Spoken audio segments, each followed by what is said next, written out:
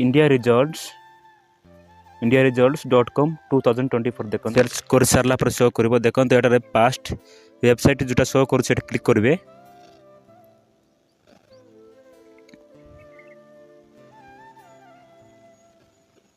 देखो क्लिक कर सारा पर देखो देखा तार वेबसाइट ओपन होती देखो प्रथम देखा council of higher secondary education Odisha देखो तोड़ा लिखाई board of secondary education Odisha देखो board of secondary education Odisha रे क्लिक करेंगे। आप क्लिक कर सारा पर देखो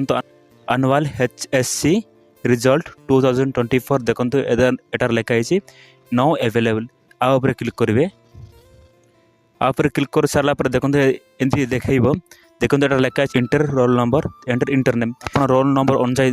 देखा चाहते रोल नंबर एंटर करेंगे ना अनुसार देखा चाहते ना